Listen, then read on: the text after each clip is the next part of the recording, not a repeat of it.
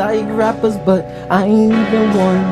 I'm just talking on this beat to have some fucking fun. And she say she like trappers, but baby I ain't one.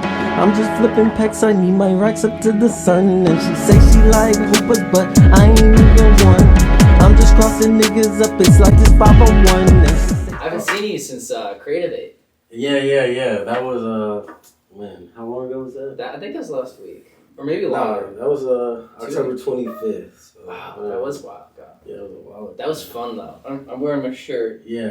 Nice. I got this they were handing out at the end. This is the first time I'm Yeah, I got the green one too actually. Yeah, they liked it. This is actually pretty small for me because they ran out of sizes at the end. For real? Yeah.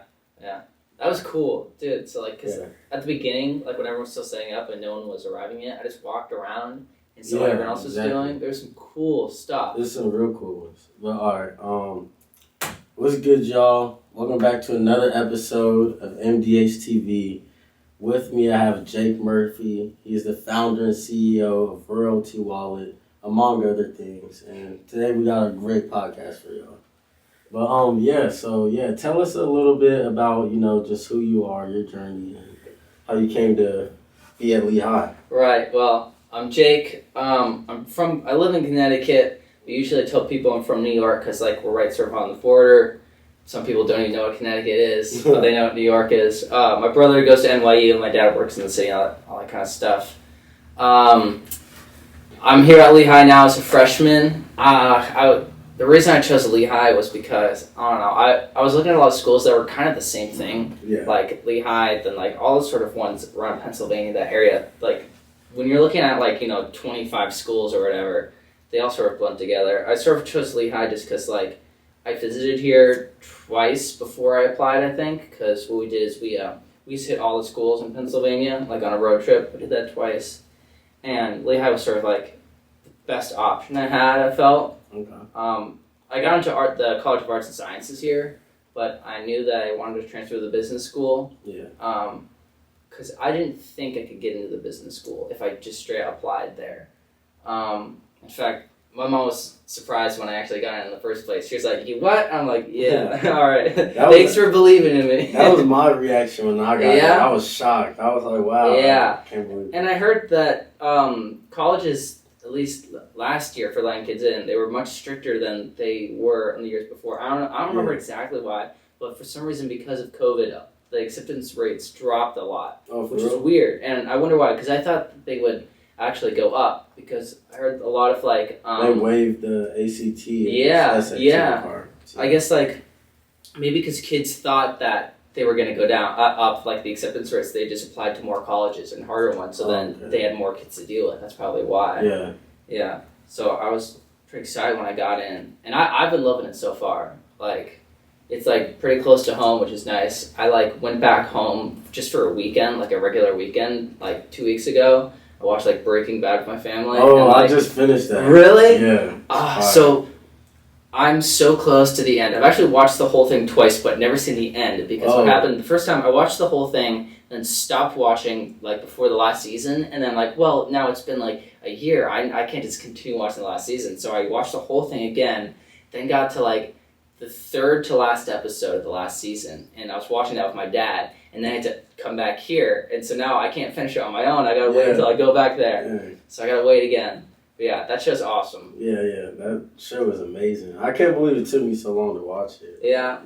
I probably procrastinate more watching shows than I do doing homework. I'm so bad at watching That's how I am shows. with Naruto, because bro, I've not finished Naruto, and I've been on the pain arc for so long. Oh no. Oh my gosh. I don't think I've seen a single episode. Naruto is so cool, bro. You gotta watch it. It's so cool. I'm in the anime club here, which I do that because we do these binge nights. So we'll literally go. They rent out a whole lecture hall, and so for 4 hours straight, we'll watch an entire show straight from start to finish. Really? Yeah, a whole season. Y'all, I need to check that out. Have y'all watched Akame Got Killed? Because I know that's a one... That is the first anime I ever watched. Bro, that was the first one I ever watched. Really? Too. I don't remember why it was the first one I watched. It was the first one I watched because I'd seen episodes of other animes and stuff, but they was just on the TV. And I guess you can call Pokemon and Yu-Gi-Oh kind of Yeah. American animes in a sort, but like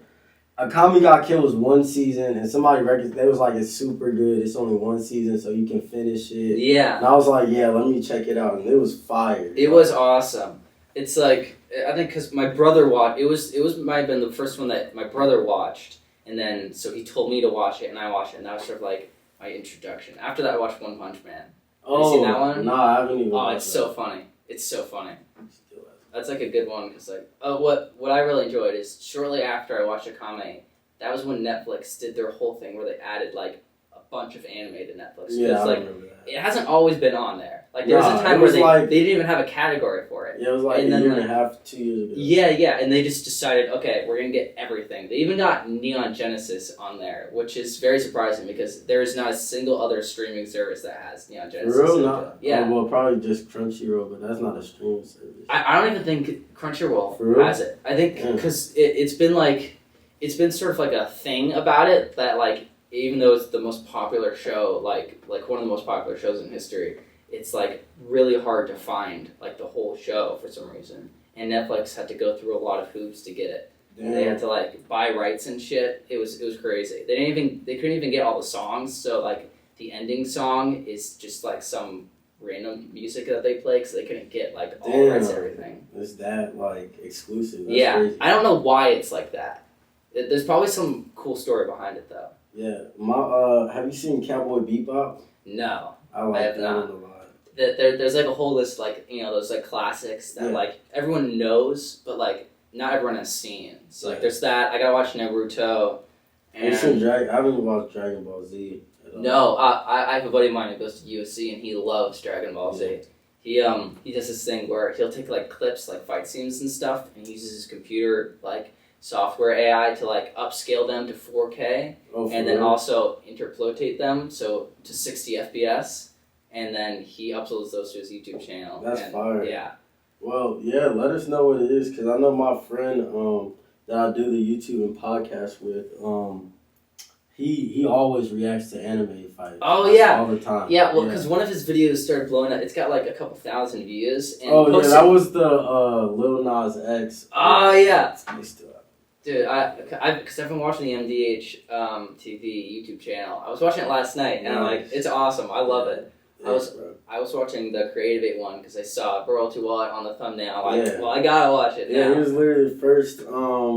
First 15 seconds was me. Yeah. I was like, damn, look at this idiot. He's talking. Yeah. I liked how you like presented yourself though. You was like, I'm the founder, I'm the CEO of Royalty Wallet, future $1 billion company. Yeah. So let's talk a little more about that. Like, sure, yeah. What is Royalty Wallet for people who don't know? How did you get started with that? Right. Well. Yeah. How did it come to life? Okay, so Royalty Wallet was the if we want to go back to the beginnings, my mom's a hairdresser. I promise it's related. So she gets her clients in, and she's always talking with them about stuff. And I overheard a conversation about one of her clients' daughters, who's in college, just made like this company that they do something with snacks or something, and she just sold it for a couple $1 million, which is crazy. Well, and I'm like, daughters. Wow. Yeah, I'm like, wow. And this is just some random girl who did this. I'm like, I gotta get a $1 million idea. And so I'm thinking like, okay, what could I possibly do? This was my summer year going into senior year at high school.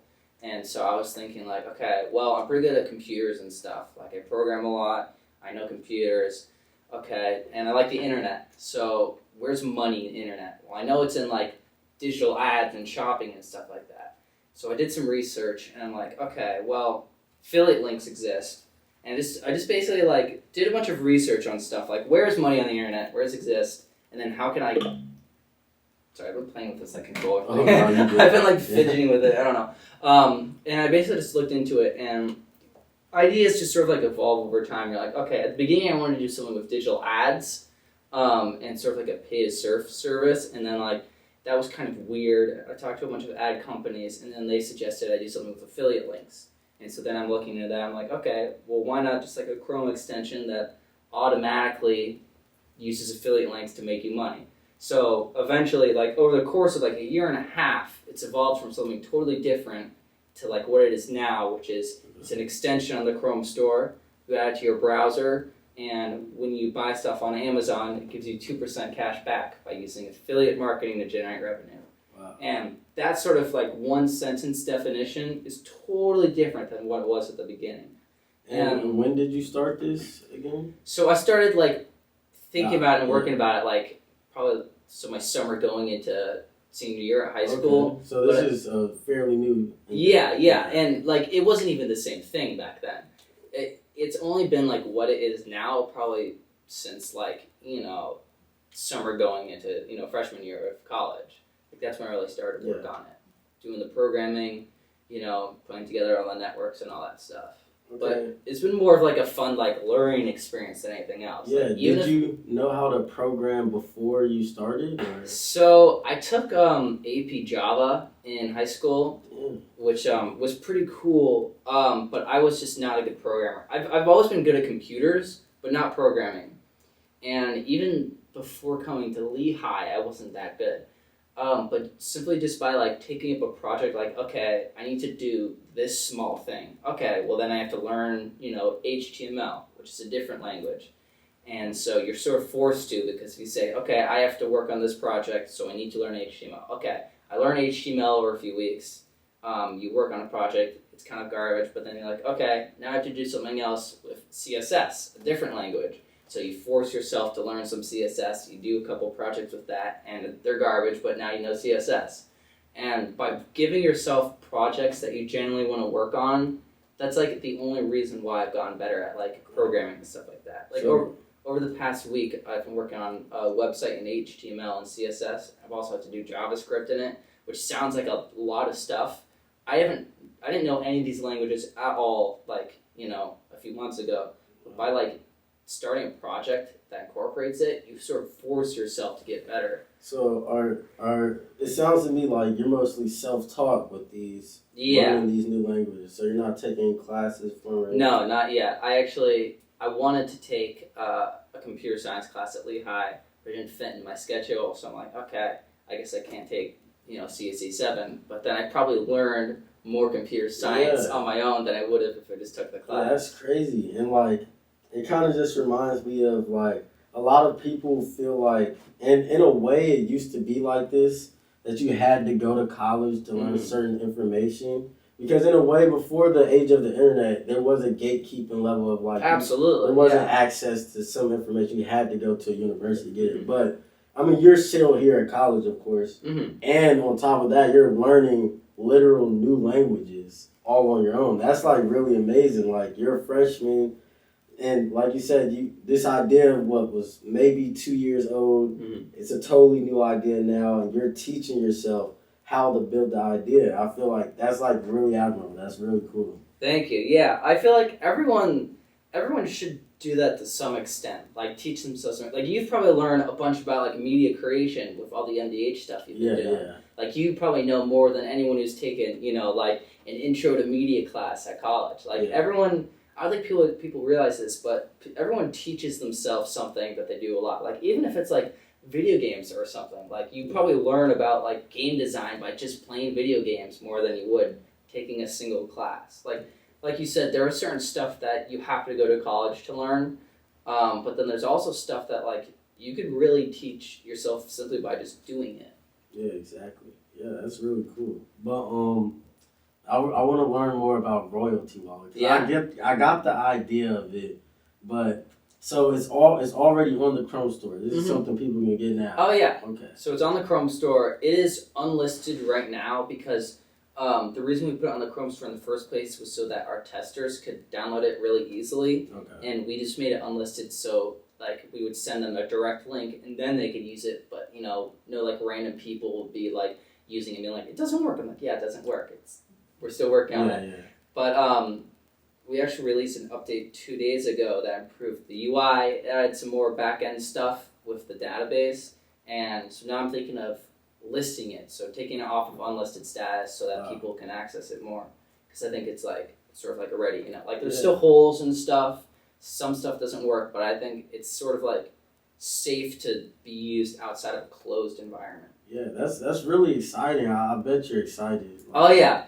It's been awesome. It's been a lot of fun. So you're saying do you have a team around you now? Okay, so I don't have a team in any official capacity. I work with it with two of my friends from high school. One of them, his name is KJ, and he goes to USC now. And then another one of my friends, Damien, and he's a senior in high school now, so he's still in high school.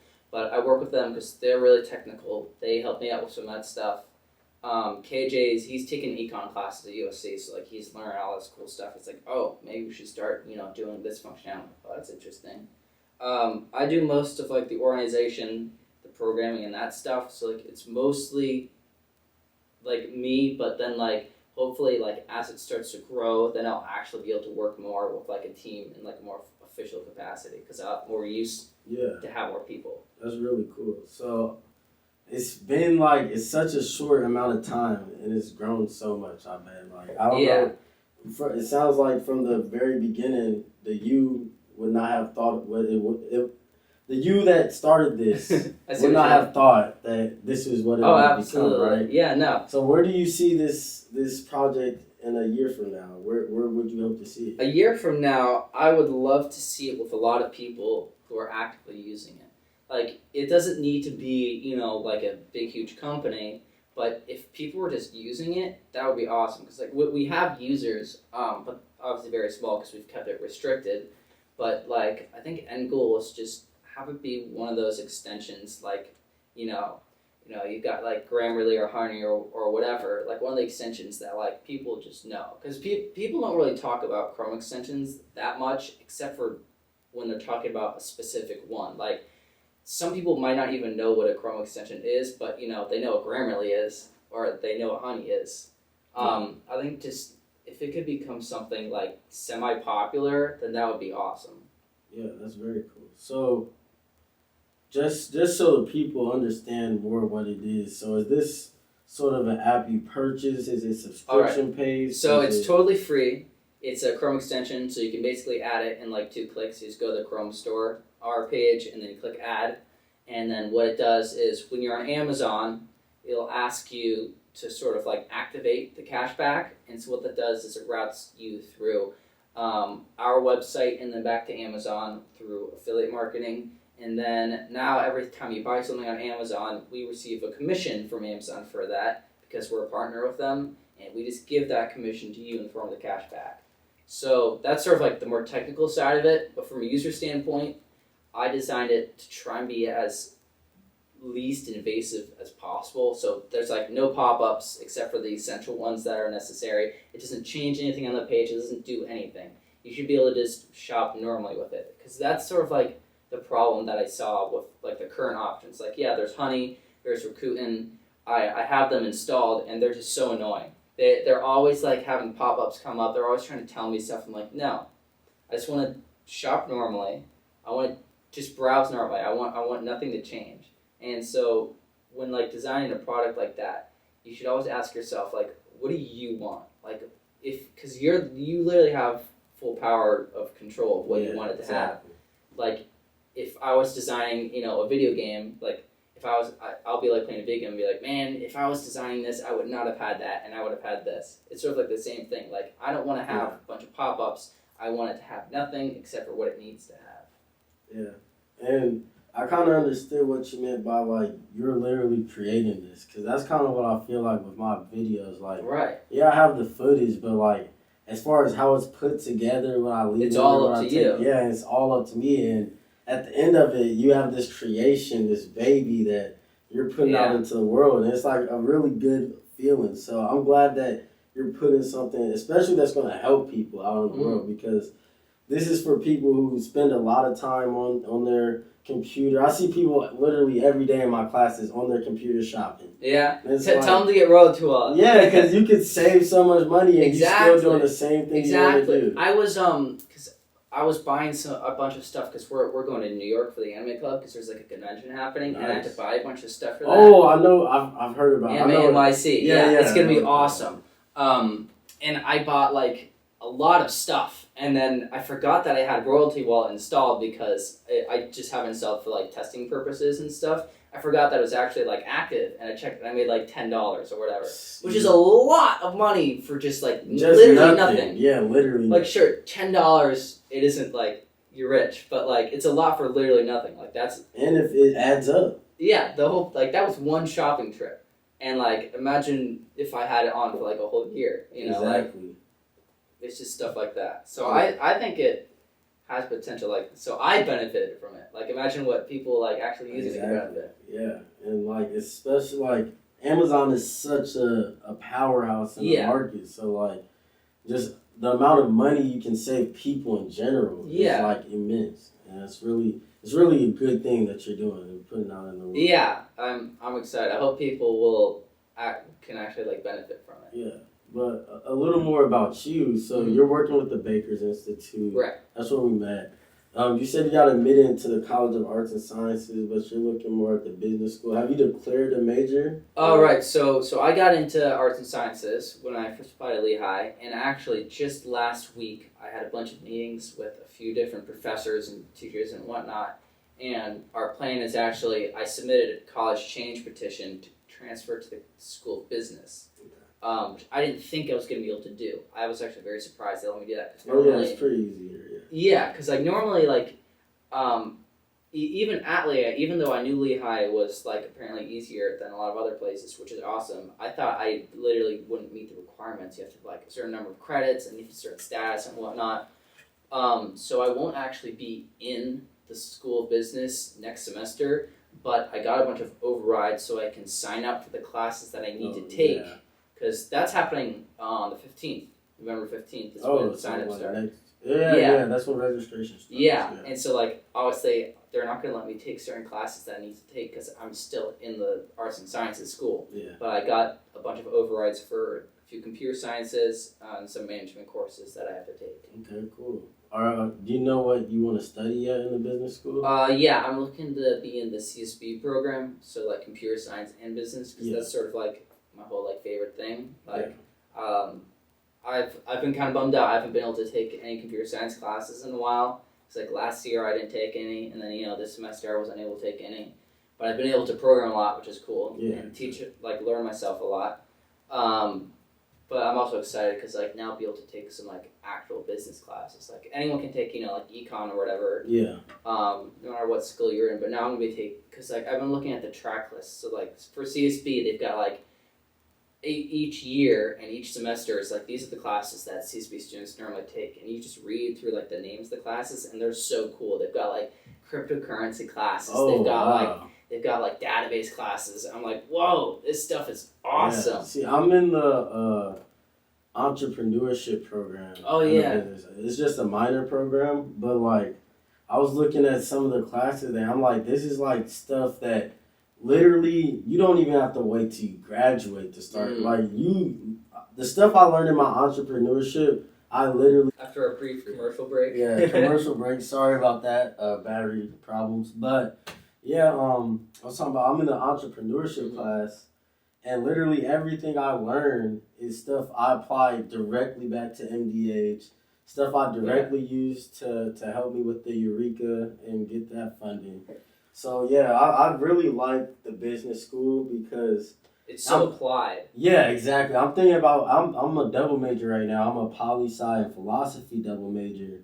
I'm thinking about dropping one of them and picking up a business school major. Oh yeah, it's so versatile too. Yeah, because like business is something you combine. That's why they have like business and blank courses like computer science and business, and then there's business and engineering. Because there's like business and everything basically. Because everything you can apply business to. Like I don't care if you like make pottery for a living. Like you can apply business to that. Yeah, and that's what like kind of pushed me to take my philosophy major more seriously, because at first I was like, all right, this is like we're gonna be talking about cool stuff or whatever. But then like when you realize any degree you get at an institution is a philosophy of something. It's just concentrated in a certain subject. But it's a philosophy of some sort. So you can use a philosophy degree and literally do anything.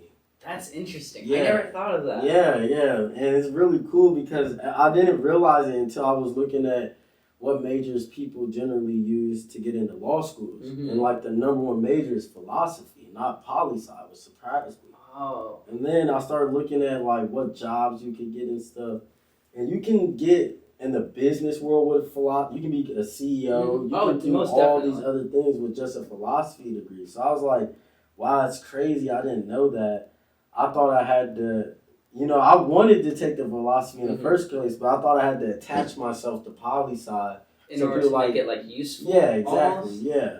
Yeah, because sometimes, like, you hear people, like, oh, they'll be, like, not to diss any, like, art history majors. My mom was art history, but it's sort of like one of those things, like, okay, but how are you going to, like, use that in a career? But I think people don't understand is if you can mix something that doesn't necessarily sound like it'd be super useful with like another thing, like you could basically use a degree in anything to do more than it seems. Like, yeah, exactly. Like philosophy, or like some people will like major in like psychology too, and they'll be like, you can use that in a business setting as well. Exactly. Most definitely. Exactly. Super cool stuff. Especially if you, and this is something my Professor Costa, if you have a chance to take him, you should take him. But he always says, think like an entrepreneur. So if you can take those skills you use in other aspects of life, especially the art creative side, and think like an entrepreneur and like, all right, how can I make money off of this? Especially something you really like, something you believe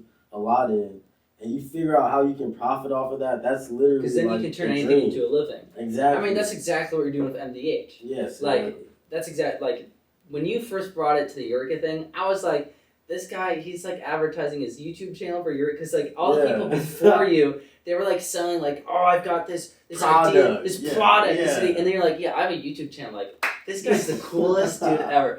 Because that's awesome. Like, you've basically turned your whole brand into a product. Yeah. Which is awesome. And, like, these are skills that you'll have for life, Yeah, exactly. Like, the fact that you were able to, like, set up, like, a podcast camera, and we were going to have microphones, but, like, even just putting this together, like, on a whim is awesome. Yeah, I mean, like, it's all in-house right now. That's my main thing that I try and do, and thank you for all that. But my main thing I try and do with MDH is, like, I have a vision of where I want to go and where I want this entire platform to go and carry me. And I want it to all be in-house, like grassroots, built off connections rather than you excel to a certain level and then like the people come. I want to like build up a community because that's really what it is. It's a community more than anything. Like, yeah, we have the YouTube channel. Yeah, we have the podcast, but more than anything, it's a way of thinking and just a way of carrying yourself and looking at the world. It's just a lens you put on. And that's like really my main goal with it. But before we can do that, we got to make it a YouTube so people understand what we are. Exactly. But, yeah, I'm really, and like you said, I went to the Eureka thing and like I saw all these products being made and they were really cool because a product, you can judge like the development of a product pretty easily because you started from nothing, now you have something and yada yada yada. The development of a YouTube is a little harder because you can't really judge it off of views, you can't really judge it off of subscribers, watch time or any of that because it's just so many different layers onto it. And like sometimes I'll be honest, I'll look at like the sub count or I'll look at the watch time or the views or something, and I won't necessarily get discouraged because I told myself I used to do YouTube when I was a sophomore in high school also for IB project. If you know what IB is, but I ended up stopping because like I got in my own head about what people might be saying about me or whatever.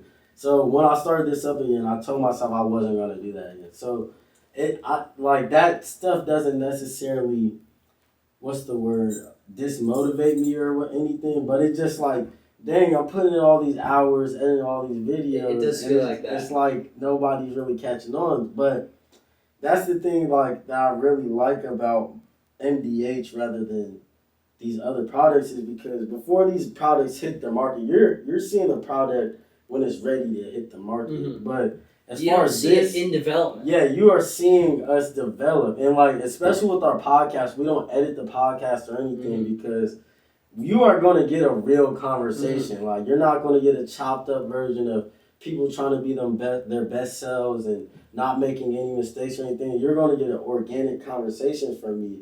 And it's to show other people that, like, yeah, you can have conversations with people too. Like, I feel like that's one of the biggest problems today, and people don't understand each other because we don't have conversations with each other. And that's why we started MDH in the first place. It was all a podcast, and that's why I'm glad we started YouTube, because, like you said, you get to watch. Yeah. It it's a become what it's different layer going of to become. interactivity. Exactly. Like, I love, because I'm subscribed and I got the notifications on. Nice. So I'll just like get a notification like, oh, sweet new MDH, Nice. and I'll like it, and I'll sometimes there'll be like comments and stuff, and I'll watch it.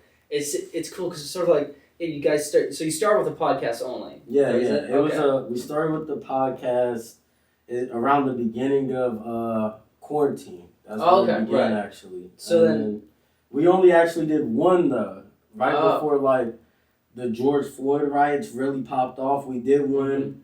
It was like maybe the day or like a couple days after George Floyd had just got killed, and we were speaking on what we thought about the riots. And it was originally just on my old YouTube channel. And that video from the IB program? Yeah, that video's still up there, yeah. And like me and my friend that started, we were going through our spiritual awakening kind of. Mm-hmm. We were hoopers our whole life, stopped playing basketball, and we started skating and stuff. And so we were going through this shift, and we gave like our opinion on the riots, which at the time, you know me, I don't like Black Lives Matter. I don't like the organization. I believe in the movement per se, but as far as the organization, they aren't what Black people need, I feel like. And we were like coming out and saying that, which at the time was so crazy because everybody else not a very popular opinion. Yeah, not very popular at all. So like it got a lot of hate, but we were like, you know what, fuck this. So like I changed my whole, that other YouTube, started doing like more woke conversation type things. I didn't really know what I was doing yet. And then your product was in development. Literally in development. Yeah. And really we started the podcast for real at right before I came to college in August. We did our first podcast that was on Spotify. Mm-hmm. And just from there, if you go watch or listen to our first podcast, I think this is going to be 67. Because it's going to go up on our new YouTube and our, we're going to post some clips on our regular channel though, but the full podcast is about to go up on our new YouTube, and it's going to be like the 67th on our Spotify. But if you watch our first podcast versus our 67th, you will see how much we've progressed since then. You know, it's funny. So like, when you pitched us at Eureka, you mentioned the Joe Rogan experience, and that got my attention because I used to watch him all the time. I started watching him around quarantine. Yeah, it makes sense. What I would do is, so like I'd be doing like work from home or whatever. I'd put him up because we had the YouTube app on our TVs. We had like the smart TVs. Oh, nice. Ooh. And so I just like throw him up there, put on one of like the 3.5 hour long videos, and he'd just run for 3.5 hours. Yeah. Which podcasts were some of your favorite? I really like his Neil deGrasse Tyson ones. I like the science ones. Brian Greene, Neil. Tom. I forgot his name, but there's a lot of good science. Yeah, there's some really cool physicists guys. Mainly. Yeah, he gets really cool people on there, like really cool guys. I watched a few of the. I think he did a few Jordan Peterson ones, which were pretty interesting. They talk about like psychology and stuff like that, which I thought was really cool. I haven't watched him in a while though, but what I was saying was like, you can go back and watch the first Joe Rogan Experience interview ever, and it's from like years and years ago, and it's just the craziest looking. I don't know if I actually watched it though, but the thumbnail, it's like 100 pixels wide. It's him like, he looks like he's in a closet with like a blue light over him. He's got like sunglasses on. He looks like a crazy man. But, like, the difference between that and now, he's got, like, a brand new studio in, like, Texas. He's got, like, this super cool-looking, like, whole, like, back area. And that's, like, our thing. Like, I don't got no shame at all. So, like, right now, we're literally you're sitting on a coffee table right now. Yeah, that's pressed against the freaking window right now. So, like, you're checking, like, the screen through because there's, like, a glass window. That's how you check. That's how go outside and look through. And I'll take a video on my phone to show people on YouTube, what we're talking about. But like even before that, like before I just got this camera maybe 2 weeks ago. I was recording everything on my phone. When I had my YouTube the first time, I didn't even have a laptop at the time, so I was literally editing the videos on my phone on iMovie. So like when y'all see like, and that's why I'm so glad that I'm putting it out there, because everybody's starting foundation is different, and I was good. I had an iPhone, so that's a little higher than some people. But for most people, they just have a phone, and they're like, well, I can't do this because I don't have a camera. I can't do this. Your phone is a supercomputer. Yeah. So like you can literally do so much with just your phone, and I just want to inspire people. You can start anywhere, and our next podcast, we might have because I'm sure you're going to be on again. Awesome. We might have our own studio, like, you never know. And that's really the most exciting thing for me. Is it like, can go so far. Yeah, the possibilities are literally endless, and like that's the most amazing thing, because it's like, all right, I'm already at the bottom. Like not many people like it. Enough people like it for me to feel good about myself, but. It's not some popular thing. I'm grassroots, don't have that much equipment. But, like, so since we're already there, it's not like it can really get worse. So I'm like, literally the possibilities are endless. Like, it can go either this much far from here, or it can, like, literally shoot. It's endless. Exactly. And that's such an amazing feeling. I actually went to school with Charlie D'Amelio. She's that famous TikToker. Oh, for real? Yeah, and so, like, the fact that, like, I used to go to class with this girl who now has, like, I don't know, probably, like, tens of millions of followers. It's like, who knows what you could be someday, Exactly. Like, anything's possible. Especially with, like, media creation. Yeah, for real. And, like, I'm not going to give too much of the master plan on this, but, like, the plan is not, just to become a YouTuber and then that's it. This is like a multi-step plan that I have. And I'm glad you guys are on the ride, especially day ones, because y'all are going to see, or hopefully that's our last commercial break. But, yeah, I forgot where we were. But I'm going to try and brain blast. We were talking about some cool stuff. Oh. I know we were talking about, the last thing I remember is the possibilities. Yeah, oh, that's right. Yeah. I wanted to ask you. Were talking about the master plan. Oh, yeah. That, like, we're going to, and yeah, it's glad that it's set it off, because I'm not even going to let y'all know, I'm glad y'all are, keep you guessing. Tune. Yeah. But, yeah, what's the next step for Jake Murphy? Are you fine with being the CEO, founder of Royalty Water, which I'm sure is going to be such a big thing in the future, or do you want to create more, or is this just the beginning of your entrepreneurial path? So the funny thing is, I actually had a meeting with this other kid right before this. He emailed me because he was actually at the Eureka pitch night, and he was like, "Hey Jake, I saw your pitch. I was interested.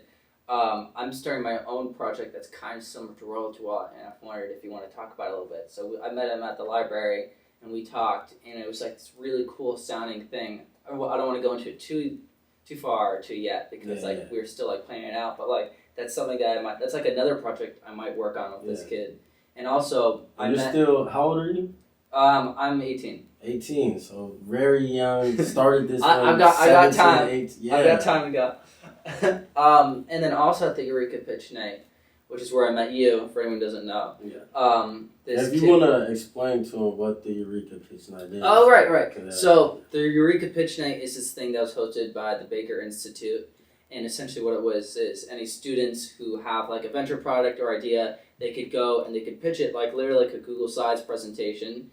And the judges will decide if, which ones they really like, and they could give you money depending on what stage you pitched. Yeah. So I did stage 3, so I got $1,000. Yeah. What stage did you do? Yeah, I did stage 3 as well. Right, so you also got 1,000. And we got that nice camera that you're sitting on. Yeah. And so he was stage 1. I think he won. I don't remember exactly what his idea was, though. Oh, he was at the same one we were at? Yeah, he was at the same one we were at. But aside from him, I also met this kid named Philip, who didn't pitch that night. They pitched before the one, because it happens every month. Yeah, we did the October one. Yeah, they did September. Yeah, September one. Yeah, and he has this company called Donkey, which is like a food delivery service thing. Like he's a freshman in college as well, and the team are all freshmen. So it's like a startup idea sort of. They only did stage 2. I met him there, and he's like, "Hey Jake, I was really interested in Royalty Wallet. I was wondering if you could help us out with Donkey, because they were looking for someone who was into like computer science and business. So I'm helping them prepare their pitch for the next Eureka, which is in a few days. And so I put together, pro formas for them, business plans, business models, stuff like that. And then I'm also helping them develop the app software as well. And so by just going to one Eureka event, I've already met 2 other teams and 2 other ventures who hopefully I'll be able to work with more. Nice. So I really like the idea of working with like multiple groups. Like I couldn't see myself working on one thing for like 3 years. Like that just doesn't seem like very inspiring to me. That's why, like, even though maybe like entrepreneurship isn't the safest career, like it's better than going to college for like one thing with the idea in mind that you're gonna have this job with this pay forever. Yeah, like, exactly. Like people will like train to be, doctors or engineers or whatever. They'll be like, okay, once I graduate, I'm gonna get into this company where I'm gonna work for the rest of my life. Yeah. And I'm gonna make $200K even for like the lawyers and doctors, they once they graduate, I gotta get into this school, go to school again. It's crazy. To get an internship and then work at a hospital. Yeah, do what you need to do what you want. Like if you want to be a doctor or a lawyer, that's freaking awesome, and do whatever you can to get that. But like for me, I feel like I don't want it to sound weird, but it's almost like I feel like I have to use like the creativity I have to like make multiple things. Yeah. Like I've loved working Royalty Wallet. I've been working on it for about a year, but then as my mind starts to drift to like Donkey or whatever this other kid is working, I've also started working on a different website project as well. Like I can't just like stick to one thing forever. Exactly. Like sure you need to stick to one thing for a long time to ensure that it starts working. But even by just starting a different project at the same time, it sort of frees up your mind to think about a few things. Yeah. So like that's the cool thing about MDH. Like you've got podcasts, you've got videos, you've got all sorts of stuff. You even have a website that is reading, and there's a whole bunch of cool stuff on there. Yeah, I kind of want to take that website off of the internet right now, just because I want us to put up another one, and I don't want that to be a representation. But I'm glad you found that. That means you were really looking. Oh yeah, because you've got the link tree of all the stuff. Yeah, the link tree. But I think even if you don't like the website, the idea is that you're media with multiple forms. So you've got text content, you've got videos, you've got audio and podcasts and all sorts of stuff like that, which I think is important because like you're a very creative person. Like if you were just sticking to making videos, that might be hard. But now you're going to be doing all sorts of stuff. Which I think is very important. That's what I kind of like about our channel, because it may be a good thing or a bad thing right now, but become a good thing is we have so much different content on our channel. Yeah. We do reactions, I do vlogs, I do these Kepler conversations with our kind of short pods, and we do a bunch of different stuff. So you really can't put us in a box, and I don't want to be ever put in a box. I've always known I could be really anything I wanted to, but especially a lawyer. I know I could be a lawyer. I could be fine doing that, and I will be straight. My family will be straight. But it's I kind of want to touch more people than that, and I feel me being a lawyer, I could help people out each case or whatever and their families. But how many people could I really touch? Could I really inspire in a way? If I was just in an office or in a courtroom all the time. Right. And it's like you said, I think creation is almost the biggest thing a human can do, is to create something in their mind and to put it in the world. There's something really amazing about that to me. And that's I don't like how people in society, they are kind of labeled by their job. I'm a doctor, or I'm a lawyer, or I'm a this and that. It's no, I'm a human being before anything. I'm a person. And I do this. I make music. I make videos. I do podcasts. But I'm not a podcaster. I'm not a YouTuber. I'm not a musician. I'm a human. I'm Tommy. That's why I tell I'm AC1. That's why I tell people now. I'm AC1. And, you're not going to put me in this box because, when humans love to put things in categorize things because it makes them easier to understand. But I want to get out of that mindset because there's so much bias when you do that. Like people, I was watching the Kanye podcast earlier today, and he was like, when people call you a rapper, that's like them saying the N word. Like, and I thought about it. At first, I was like, that's wild. But I was like, to an extent, I understand what he's saying because they're trying to put that label. Like, they won't look at you as, because he was saying he had a PhD from the University of Chicago in arts. He's like, they won't call me a doctor. Doctor. They're gonna call me a rapper though. That it's is like, so interesting. Yeah, you feel me? Yeah, that's crazy. Because it's sort of, I didn't even know that he had a PhD. Yeah. And I sort of get what you mean by like calling people rapper. Like when you hear the word rapper, you sort of like whenever you have an image in your head that pops and I mean up. that's just human nature. Like that happens with all sorts of words. Yeah. You hear artist or like doctor or lawyer. Yeah. An image of a person pops up in your head. Yeah. However you categorize that, and I mean like that's fine. That's just how the human. He was brain even works. like, he was like, why couldn't you just call me an artist? Like I can't be respected as an artist. Like it's like they're trying to put you in that box for other people. And that the worst part is they're trying to make other people look at you in that box as well. It's not even they're put in that box in their own mind. They're trying to make that your box just in society. Like, oh, Kanye. Like he ran for president, right? He did something like that. Yeah. And then people are like, oh, he can never be president. He's a rapper. But it's like, okay. Like what? I probably wouldn't vote for him, but like you know, the point is that like you know, people can be more than just like one thing. Exactly. And I think we need to get out of that in society. In Econ 1, we learned about opportunity cost, and the opportunity cost is the non-monetary value, something you give up to do something else. So sometimes if you think about it, like the opportunity cost of only being, you know, a doctor or a lawyer or a YouTuber, the opportunity cost is all the other things that you could do with your creativity. Yeah. So that's why if you doing MDH, it's sort of like your opportunity cost would be all the stuff that you currently do now if you were to just do one thing. Exactly. Like people, and like I really found this out. Like I kind of started thinking about this when I first came to Lehigh because I would skate through the campus and people would be like, "Oh, that's a skater boy. That's a skater kid," and I'm like, before I started skating like literally like. Before I came here, maybe 4 months before I came here. So I'm like, I'm not this skater kid that y'all are saying. Like, I used to hoop. Like, if anything, call me a hooper. And like, I just started realizing that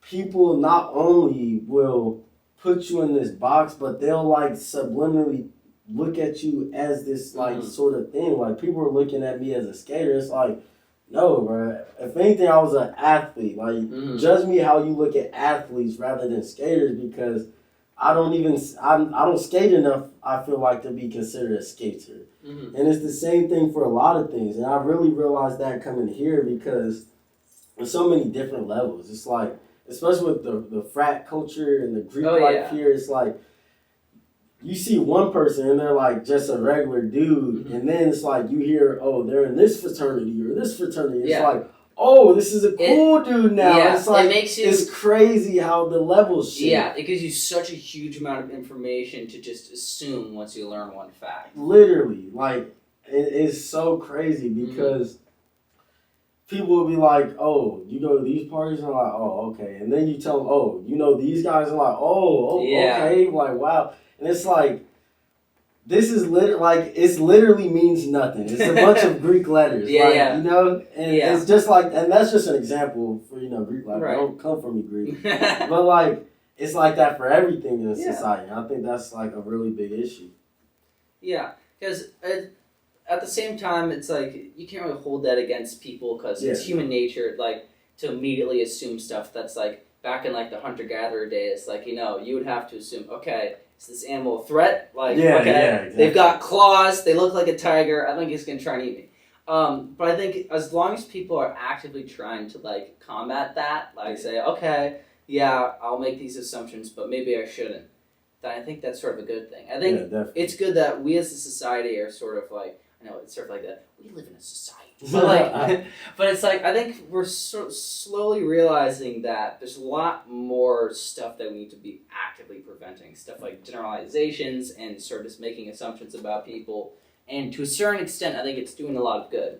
Like, people are starting to really care about other people. Because if you think about it, it has not been like that for the vast majority of human history. Humans have not cared about each other at all. At all. Yeah, no. Yeah.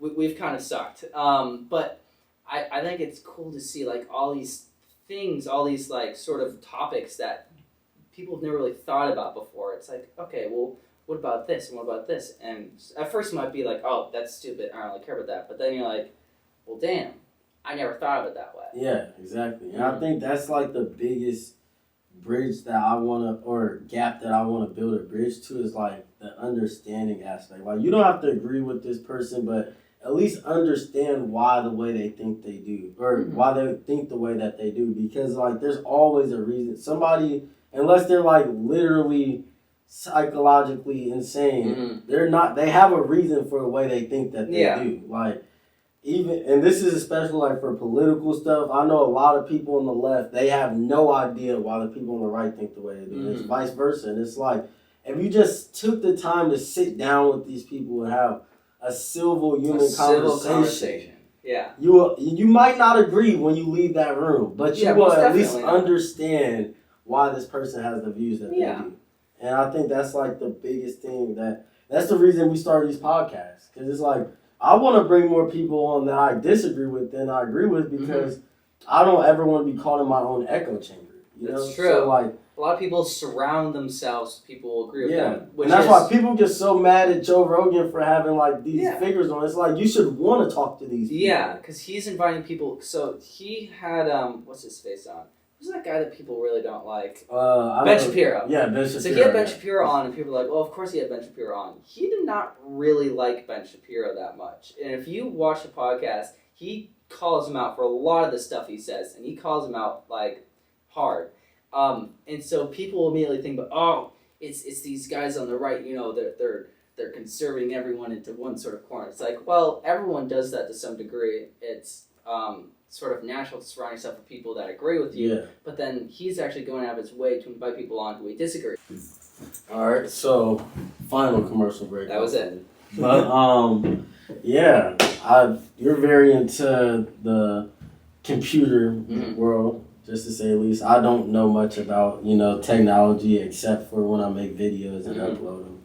But Facebook, they recently released saying that they're changing their platform to, you know, nearly complete VR and calling it Meta now. Or you can maybe help me understand it more. I came out with a video on it on Friday, actually. So if y'all want to check that out, I kept her conversations. But could you explain really what this Meta is and what you think the implications are? How do you feel about it? Okay, so first of all, it's kind of scary. Well, it's less scary than it is creepy, but don't be too alarmed. So first to start, what is the Metaverse? That is not a company name that Facebook made up. The Metaverse is a term that was created a while ago, and it's like a word like, you know, utopia or dystopia. It describes a future sort of like world. And what a future world called the Metaverse is a world entirely contained in VR. It's like virtual reality. It's like if you've seen, it's like the Matrix. It's literally like the Matrix. Like people are in VR, but not against their will, hopefully. Or what the other one is, Ready Player One. You know, when like dive into like the games and stuff. And that's Sword Art Online as well. You know, people are like they put on those headsets and it like actually puts them in the game. That's literally the two connections I made in the. Oh really? I said the Matrix, Ready Player One, and I said the 100. If you've ever seen. Yes. That show's awesome. Yeah. But yeah, so basically that's what a metaverse is, and so it's interesting that they're now calling themselves Metaverse. Yeah. Facebook is not called Meta. That's something. It's sort of like how. Do you know what the Alphabet company is? So Google is a company owned by Alphabet, and I know it might be weird to think a company owns Google. That's kind of crazy. They're like the biggest company on the planet. So Google, you know, isn't just Google the search engine. They have so much stuff. They've got like 20 different platforms for all different stuff, like Google Photos, they make phones, they make computers. They make like speak, like Alexa things. Yeah, they make all sorts of stuff. And so it wouldn't make sense to just call it Google, because Google is a search engine. So that's why they made something called the Alphabet Company, so which owns Google, it owns Nest, and all the other stuff that, you know, they own. And so the parent company to Facebook is now called Meta. And so Meta owns Facebook, they own Messenger, they own Instagram, all those guys. All social medias almost. Yeah.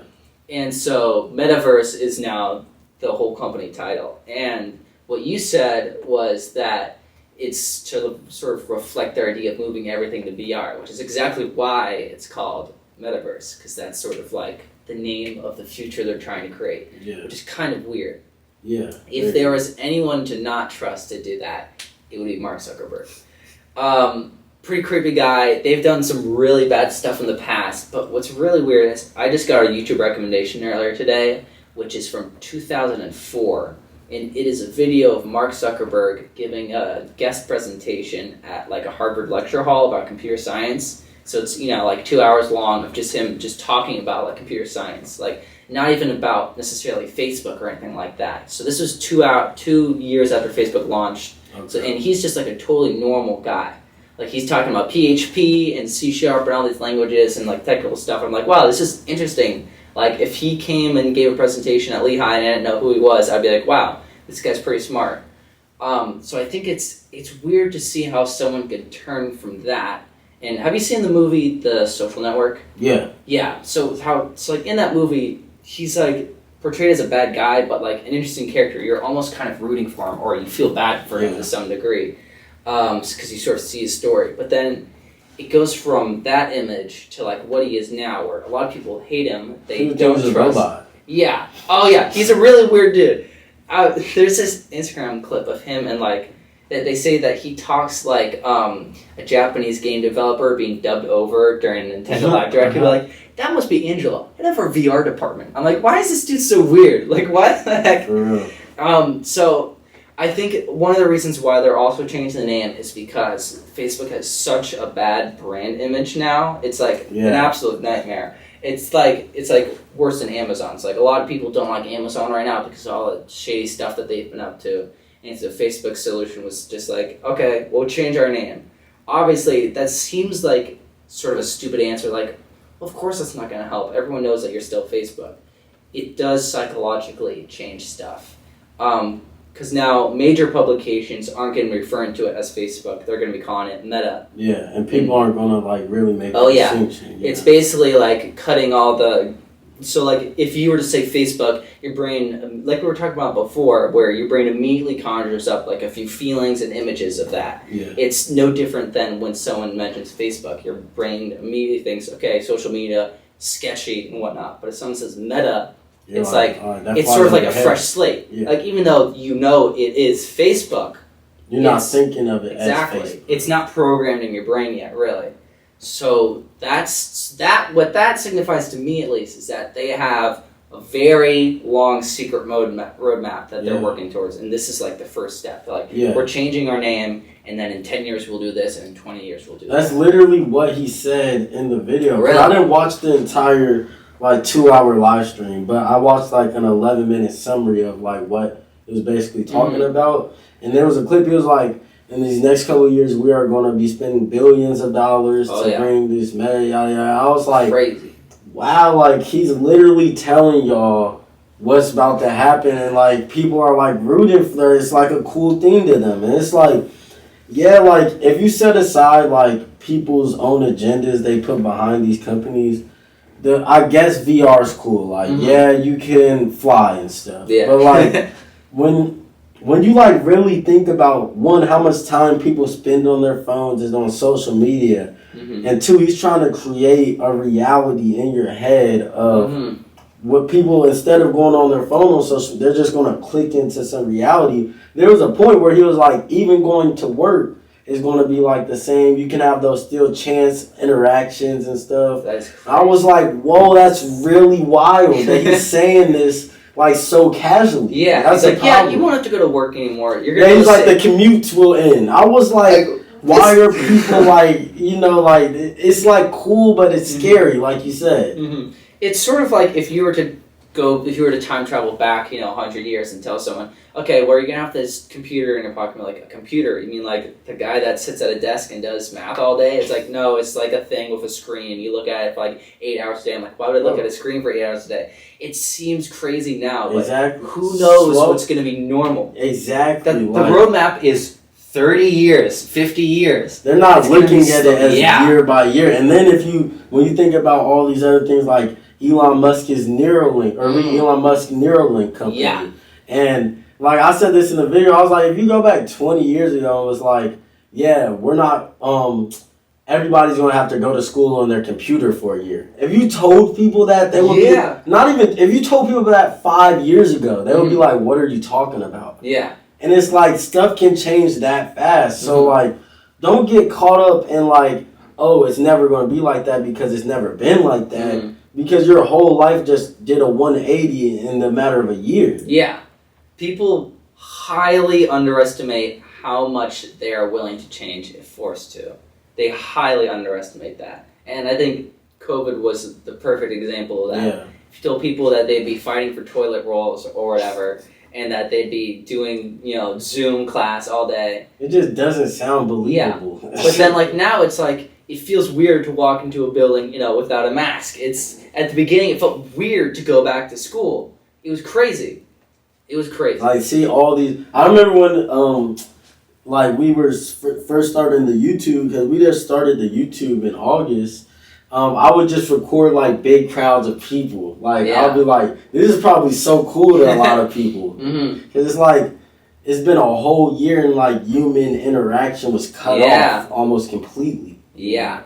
It was weird. It was very weird. And then, that's why this metaverse scares me so much, because it's now people are almost willingly, the next, another wave of the pandemic hits, let's say. People are just going to be like, all right, let's just all plug into the metaverse. Yeah, it's like, okay, so we can't go to school for a year. Who cares? Because we don't hang out in real life anyways. We all just hang out in the metaverse. Exactly, and it's, very scary. Yeah. But, where do you see this all going in, the next... is this something you would consider even using? Do you think you're going to eventually have to use it? And I brought an Oculus to college, and I haven't plugged it in ever since I got here. I just haven't used it. I think, however, it's sort of like when the first computers started popping up, or the first not iPhones, the first phones. The first phones were these giant brick things that just radiated radiation. Yeah. Okay, same functionality-ish as today to a certain extent. It was a phone. But no one would ever use a phone, the first phone today, because it's not useful. When things start catching on is when they start becoming easier to consume and have more functionality, and people want to use them more. So no one would really use the first iterations of phones, but then they got thinner, then you can have apps on them, they got screens, they got rid of the big-ass, keyboard or whatever, it just swiped up, and then when the iPhone came out, millions and millions of people bought it. It might be the same thing with VR. When VR first came out, it was huge. Everyone was like, wow, this is crazy. They didn't sell crazily because, A, they're expensive, B, a lot of people don't really want to use VR, it's kind of cumbersome. But then what happens when the VR headset comes out, they put on your head, and it literally puts you into, Matrix type, VR. Or even, my thing is, the Neuralink. What happens when that's just, a normal thing people have? Like we said, it creeps up over you. If you told someone, 5 years ago that you have to spend, 1 year of school online, they'd be like, you're crazy. What happens if someone tells us right now, in 5 years, you're not going to be leaving your room because you're going to be in the metaverse? We say that's crazy, but the crazy part is that it might not be. Exactly. It could be real. And I mean, Facebook acquired Oculus, years and years ago. Oh, they own? I didn't even know. Oh, yeah. Oculus. So Facebook bought Oculus years and years ago. That's why they've been doing all this VR stuff. So if they completely changed their entire parent company around the idea of VR, they must have been thinking about this a long, long, long time ago. For real. And people don't understand how big Facebook is. It's not just Facebook. No, I don't even have Facebook. I've never seen the Facebook UI in my entire life. But I use Instagram every day. Exactly. I've used Telegram. I think they own Telegram. They own a bunch of stuff. All right. Okay, the last one for real. Yeah, we lied to you before, but this is the last one. So basically, this stuff might sound crazy to us now. No, I'm not going to be living in VR, but okay, you probably didn't think that you were going to have a supercomputer in your pocket, or you probably didn't think, that you didn't have to harvest your own wheat to eat. Yeah. Like, over the course of history, of human history, there have been these big steps in sort of evolution, so to speak. Exactly. Who knows what's going to be happening? Facebook has obviously been playing this for a long-ass time. They bought Oculus years and years ago, and now they've renamed their entire company around it. I mean... Exactly. And if you just think about, like, we are in the age of the internet babies. Like, the internet babies are now in high school, starting to graduate. Like, my brother, he's only 3, and he already knows how to use a phone better than my grandma. It's crazy. So, like, if you think, like, this company is going to be in development and growing around a generation of kids who grew up with this internet, so they're going to be very, there's like, it's cool, of course, let's do this. They're going to have no problem. Why would I not go play with SpongeBob and Bikini Bob? Yeah. Like, Because it's not weird to them at all. Like, I grew up not in the metaverse. What happens when someone grows up and the metaverse has already been a thing? Then they're going to be like, oh. It's just normal, yeah. Yeah, it's always been here. Yeah. Like, go to school, honey, all right. You put your Oculus on. It's weird. Yeah. It's crazy. But the last thing I wanted to bring up about the metaverse before we got out of here was, like, I know, I don't know if you heard about the court hearings in the Senate that Facebook had over the summer. Oh, yeah. I watched those. And it was because a whistleblower came out and said they were selling data, right, to the black market. They were selling a lot of data. And it's like kind of just ironic that they had launched this. People aren't really talking about the whistleblower or They the totally Senate. covered it up. And not only that, they literally named the company after what they were selling, the data that they were selling, metadata. It's like very, very scary. I mean, what are the chances that it lines up? A huge whistleblower case with very, very important information, and then like a few days later, the biggest announcement in Facebook's history completely just gets rid of this woman. That is crazy. It's crazy. I mean, I think, like, don't put your tinfoil hats on, but, like, generally, coming from someone who doesn't really buy into, like, big conspiracies, like, companies like this go a lot deeper than people think they do. Yeah, like, companies like this, like, people gotta understand there's conspiracy theories and then there's conspiracies where people are conspiring to do something. Mm-hmm. And I'm not going to say that's what Facebook is doing, but the it goes people, deep. Yeah, it goes deep. That's what deep. I'll say. That's all I'll say. We'll just leave it there. But, yeah, thank you for coming on. Thank you so much for having me. Thank you. I really enjoyed this conversation. Yeah. I'm pretty sure that a lot of people not only are going to enjoy this just because they can save a little money now, but just the conversation and the confidence you showed. Oh, yeah, that's the last thing I want to ask you before we left. Yeah. Is when we were at Creative Link Inc., you displayed so much confidence when talking about your product and what you were bringing to life.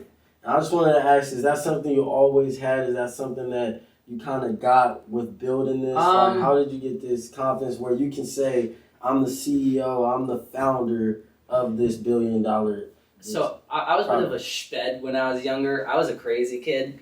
I didn't really think about the consequences of my actions. And so I think to some funny extent that sort of evolved into what people call confidence nowadays. Whereas I don't see it as confidence. I see it as that I don't think too hard about what I do, which is usually a bad thing. But because of that, I guess that comes off as confidence in that I'm not too worried about, what I might say wrong or what I might do that's stupid. So it's sort of like, a disadvantage that's turned into an advantage, I guess.